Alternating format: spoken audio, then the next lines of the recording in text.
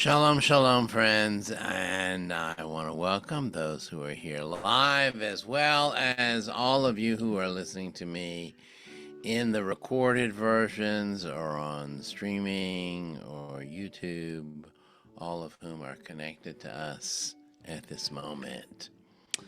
So today, in at our noon gathering, we looked at Psalm 27, and we've talked about that in this setting before. It's an interesting psalm for a number of reasons, and as we were leaving today, one of the participants asked if we would next week look at Psalm 119. And so I began to look at Psalm 119 in preparation for next week. And it is very different and immediately presents some difficulties to us. And so let me share that with you. The words in English sound fairly simple. Here's what it says in English. Happy are those whose way is blameless, who follow the teaching of the Lord. A simple enough phrase, but in Hebrew, it's a little more complicated. You see, the words in Hebrew begin Ashrei Temimah Derech HaHolchin B'Torat Adonai.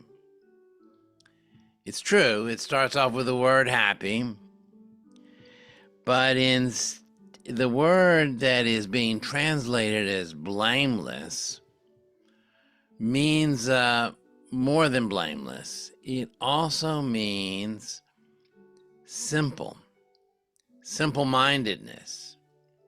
It also means, those of you who are familiar with the Passover Seder, we have 4 sons. One of the 4 sons, the son who does not know how to ask a question, he is called Tamim. So this word here, happy, are those who are blameless.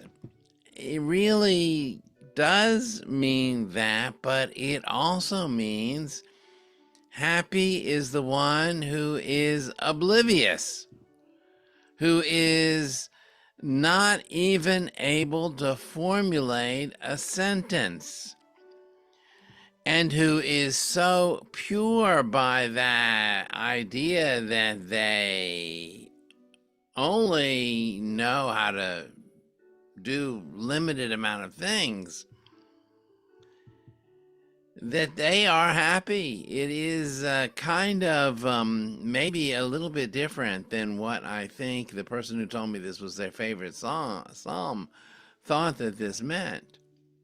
To me, it is a kind of reference to perhaps the kind of innocence that keeps people happy. And maybe innocence is a wonderful thing, but it's not the state of being that most people live in.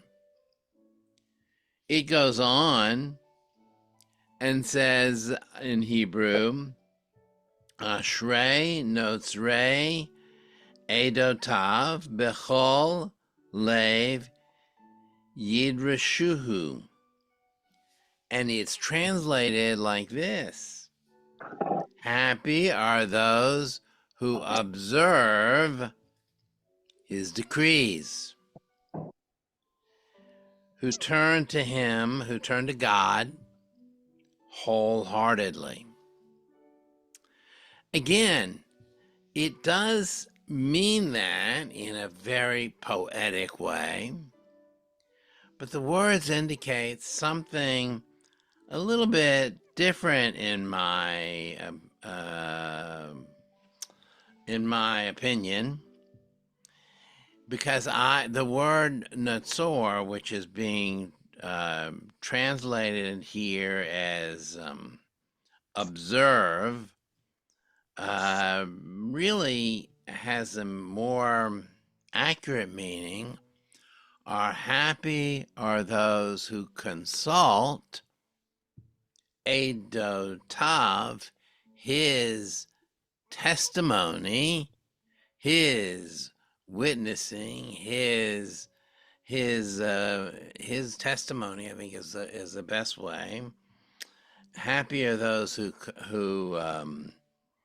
inquire of God's testimony, who inquire of the Torah, and in their heart, they, in all their heart, they turn to Him, to God.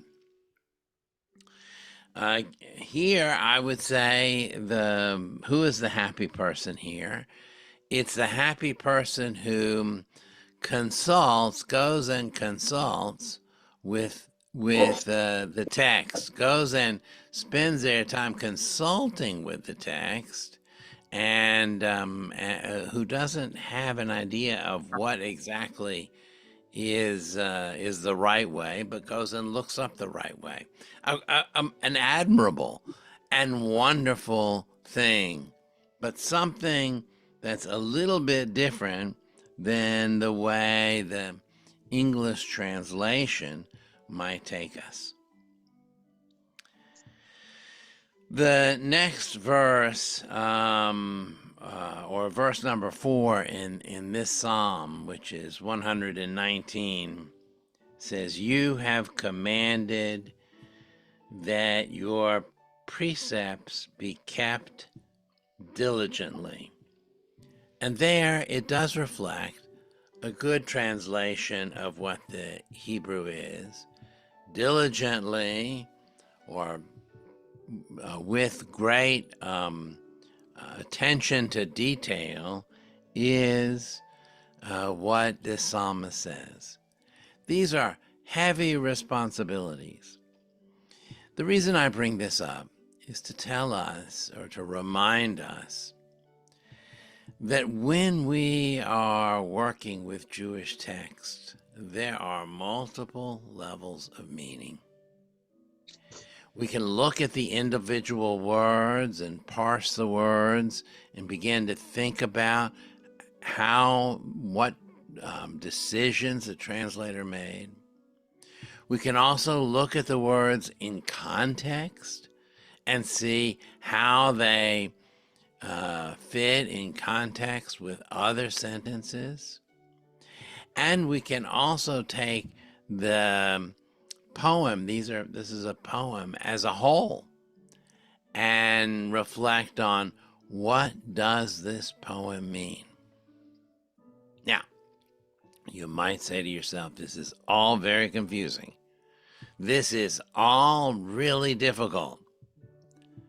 But the truth is, this is what makes our tradition ultimately fascinating, ultimately fulfilling, and ultimately interesting, because we can travel through different layers and different understandings depending on who we are and where we are and how our teachers have trained us. And that doesn't mean that we're confused. It just means that every time we come back to a text, it's every bit as fascinating as when we meet someone, a person who we haven't seen in a long time. Every time we see them, we see new ways of understanding them, new thoughts about them, new insights into who they are. People are endlessly fascinating, and our Jewish texts can be endlessly fascinating as well. Friends, we are going to conclude now with the Mourner's Kaddish, and you're welcome to join me in the Kaddish. Yitgadal v'yitgadash shemei Rabam, B'alma divra kirutei v'yamlich malchutei, B'chayechon v'yomechon v'chaye dechol Beit Yisrael. Ba'agala uvizman kariv v'imru Amen. Yehi shmei rabba mevarach le'olam le'amei amaya. Yitbarach v'yishtabach v'yitboar v'yitramam v'yitnaseh. V'yidadar v'yidaleh v'yidalal shemei dekudisha barichu. Liela min kol berchata v'shirata. Tushbechata v'nechamata damiran be'alma v'imru amen. Yehi shlama rabba min shemaya.